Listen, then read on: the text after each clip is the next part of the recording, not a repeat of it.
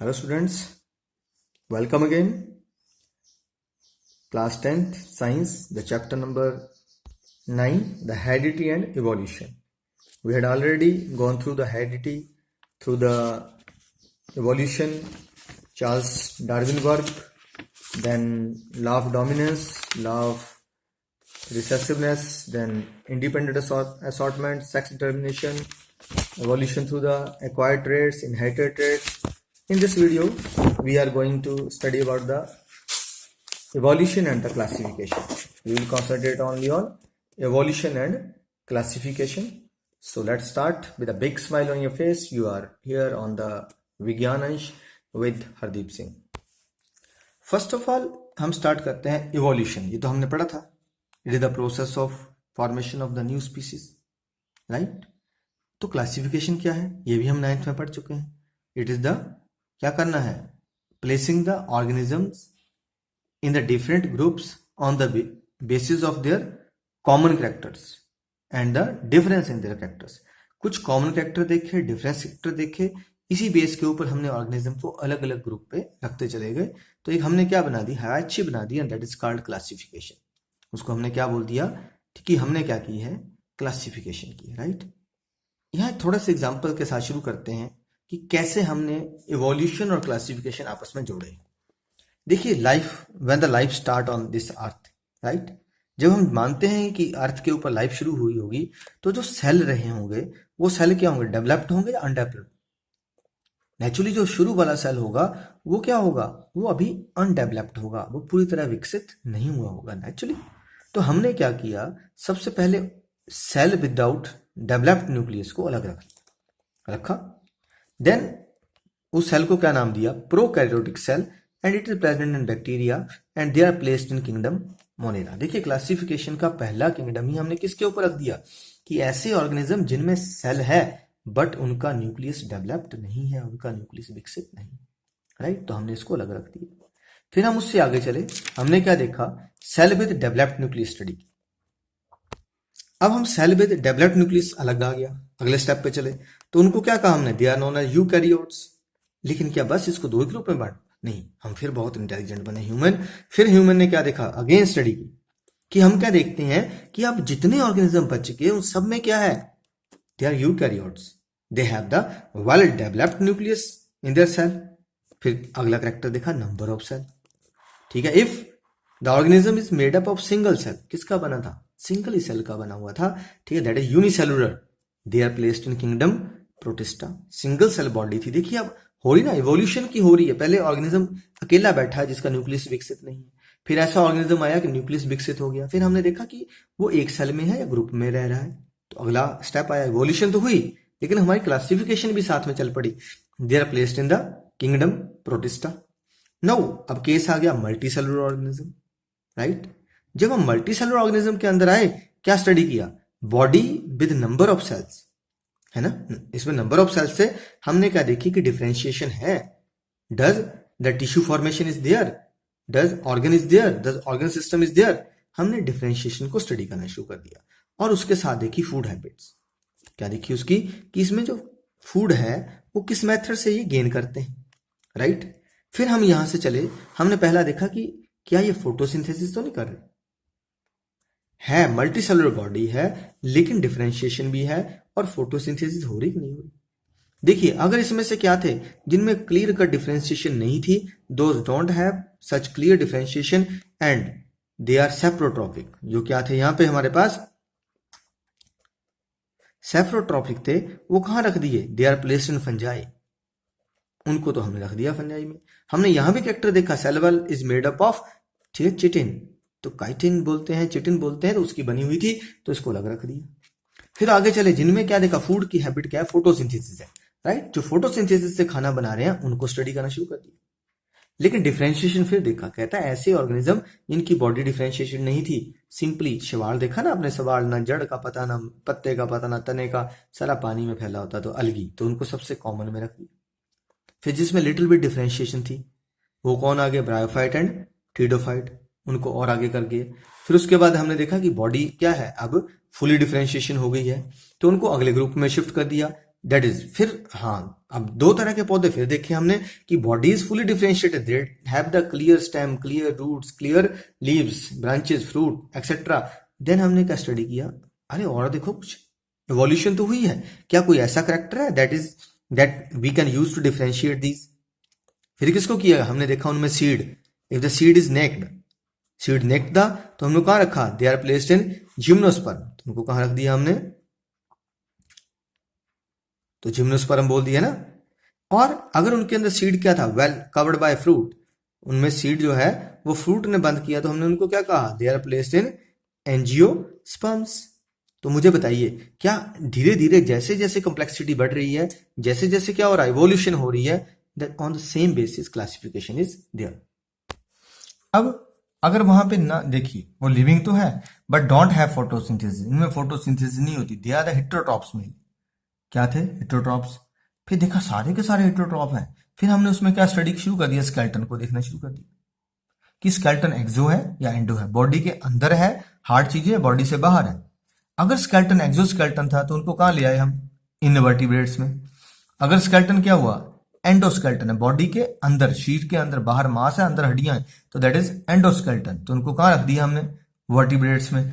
अब इनवर्टिब्रेट्स में आगे बांटते हैं हम, आप देख लेते हैं कहाँ से शुरू हो जाते हैं, पोरिफेरा है ना, सीलेंट्रेटा, देन प्लेटीहेलमिन्थेस, एस्केलमेंथिस है ना। तो उस तरह से अगर वर्टिब्रेट्स में देखते हैं तो पहले देखा पानी में रहने वाली है, सिर्फ कौन है, मछलियां हैं, तो इनको कहाँ रख दिया हमने, they are kept in the, अगर हम इनकी बात करें, दे आर पाइसेस है ना, तो कहाँ रख दिए गए, दे आर ऑल द, पहला ग्रुप बना दिया गया। फिर उसके बाद कौन आ गए, देन द एम्फीबियंस, जो पानी के अंदर भी थे और पानी के बाहर भी थे। Heart is two chambered, air heart is 3 chambered, तो कहाँ आ गए वो, एम्फीबिया।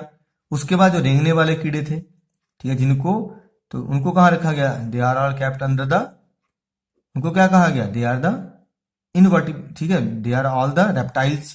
तो हम कहाँ से चले थे, हम मछलियों से चले, ठीक है, पाइसेस से चले, देन कौन आए, एम्फीबियन आ गए, हार्ट क्या हुआ, 3 chambered, then to reptiles, heart यहाँ भी क्या रहा, 3 चैम्बर्ड है। उसके बाद हमारे पास कौन आ गए, एब्स, हार्ट कितना हो गया, 4 chambered, right, have feather on their body, इनकी बॉडी के ऊपर क्या है, पंख होते हैं। इधर इनकी बॉडी के ऊपर क्या थे, scales, right, their body have the mucus glands, their body too have the scales. And उसके बाद ये देखा किसमें क्या है, मेमोरी ग्लैंड्स हैं, जिनमें मेमोरी ग्लैंड्स थी उनको कहाँ रख दिया, they are under Mammalia.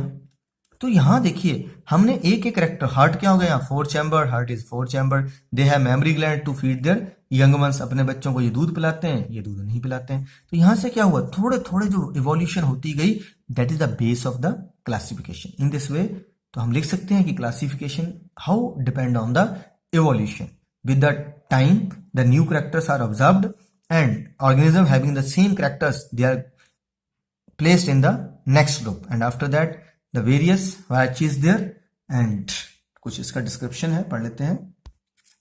Classification, we make hierarchies of observing similarities among the organisms that allow us to keep them in a group।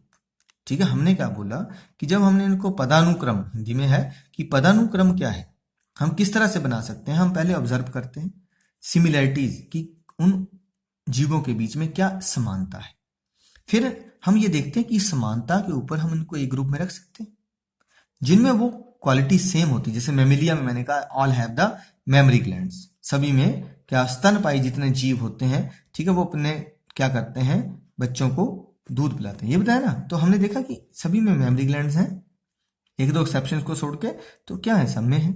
तो उनकी उसी सिमिलैरिटी के बेस पे उनको हमने कहाँ रख दिया, ठीक है, कहाँ रख दिया, मेमिलिया के अंदर रखा हुआ। एब्स, एब्स में क्या बोला, दे हैव विंग्स, ठीक है, they have feather on their body, they lay eggs, अंडे देते हैं। तो हमारे पास वो कहाँ रखे, एब्स, जिनकी वो करेक्टर सेम थे, जिनकी सिमिलैरिटी थी, हम उनको कहाँ रख देते हैं, एक ग्रुप में रख देते हैं। फिर the more character two organism या two species will have in common, the more closely they are related. अब देखिए कोई दो करेक्टर या दो से ज्यादा करेक्टर जिनमें आपस में मिलते जुलते होते हैं, वो क्या होते हैं, वो ज्यादा क्लोजली रिलेटेड होते हैं।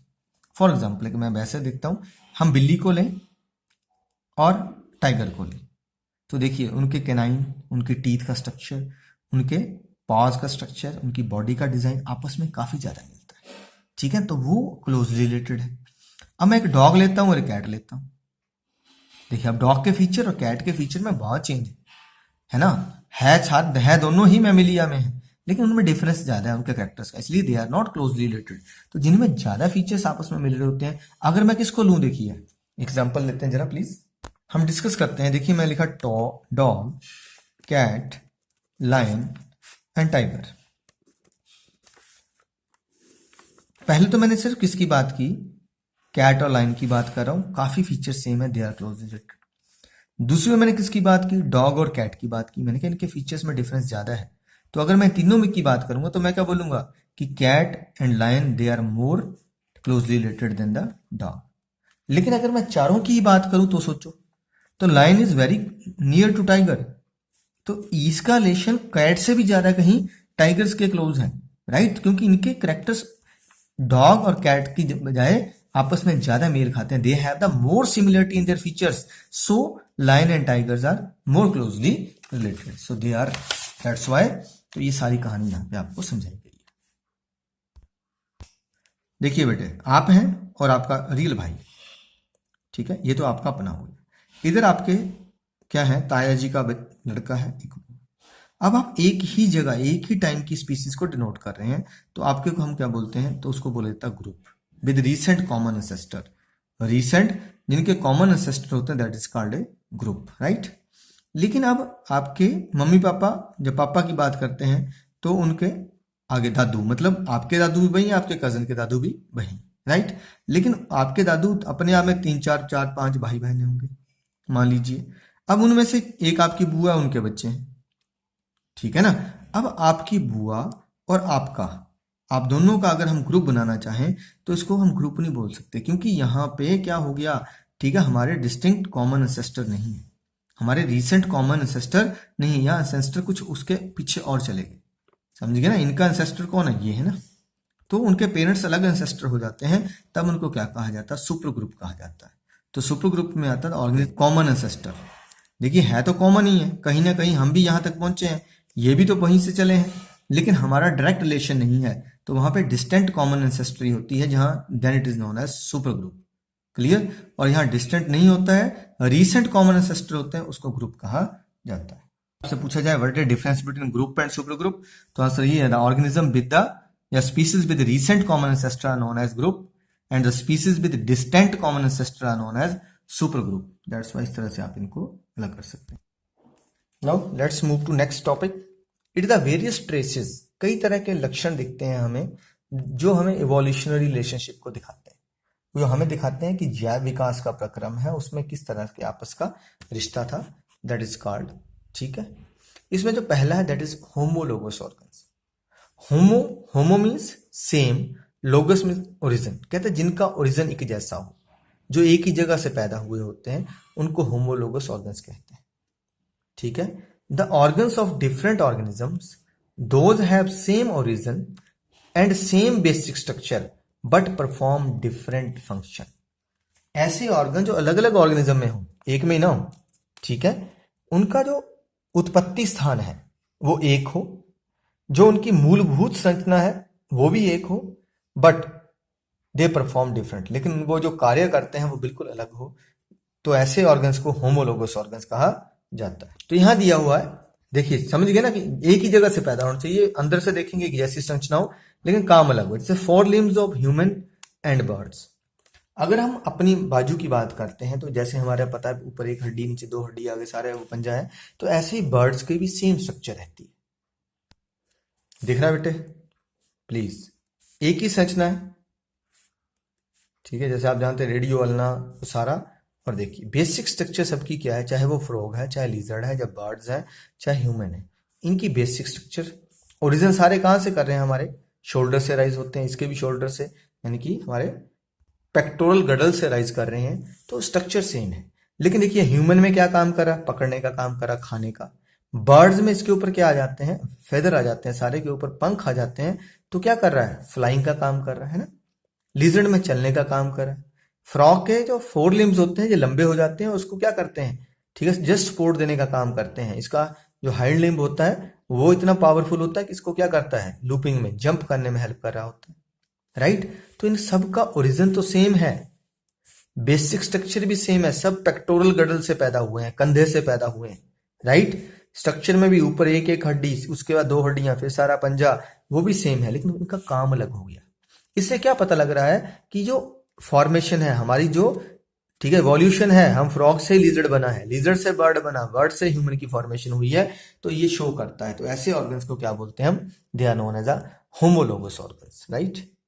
हम एक ऑर्गन, लेकिन कई बार हम होमोलोगस ऑर्गन पढ़ते पढ़ते there is another features in some of the organisms जो हमें मिसलीड कर देते हैं, and that is the analogous organ. Analogous organ are, ana means different, logos मतलब ओरिजिन, ठीक है। क्या उसमें था सेम ओरिजिन, इसमें क्या हो जाएगा डिफरेंट ओरिजिन।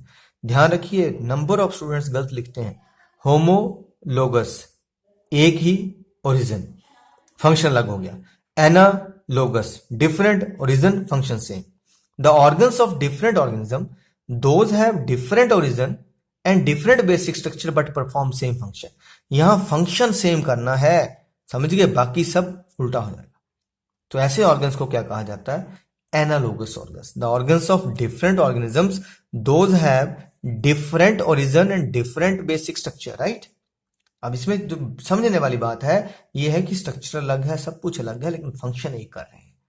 और एग्जाम्पल देते हुए दो जरूर लिखना है, ये नहीं लिखना विंग्स ऑफ बर्ड लिख दिया तो समझ लीजिए आपका आंसर हो गया। नहीं बच्चे, तो आपका आंसर नहीं है, ये गलत है। आपको इसको कंप्लीटली स्टडी करना है, समझे मेरी बात को। तो कैसे? Wings of bird and wings of insect. Insect देखे हैं आपने? इंसेक्ट किसको बोलते हैं? क्लास इंसेक्टा में उसको रखते हैं जिसकी कितनी टांगे होती हैं? 6 लेग्स होती हैं, राइट। और इसमें 2 पेयर ऑफ विंग्स होते हैं ना। अब इसकी टांगे तो पहले 6 हैं, तो हम बोल सकते हैं कि जो इसकी अगली टांगे वही पंख बनी, जैसे हम पीछे ऊपर पढ़ रहे थे, नहीं ना। तो इसके विंग्स कहीं और से आए हैं, लेकिन काम क्या कर रहे हैं? उड़ने में हेल्प कर रहे हैं। विंग्स ऑफ बर्ड्स, जो विंग्स ऑफ बर्ड्स कहां से आए? तो जो अगर बर्ड्स का विंग्स की बात कर रहे हैं बेटे, तो कहां से आया उसका? दैट राइजेस फ्रॉम 4 लिम्ब, है ना। तो उसके 4 लिम्स ही मॉडिफाइड हुए हैं, तो इसलिए डिफरेंस हो गया। लेग तो बेचारे की 2 ही। तो यहां से क्या क्लियर हो गया कि ओरिजिन अलग है, फंक्शन सेम है। तो विंग्स ऑफ बर्ड्स या wings of insect, it is a analogous organ. Wings of birds and bats, bat जानते हैं? बैट इज चमगादड़।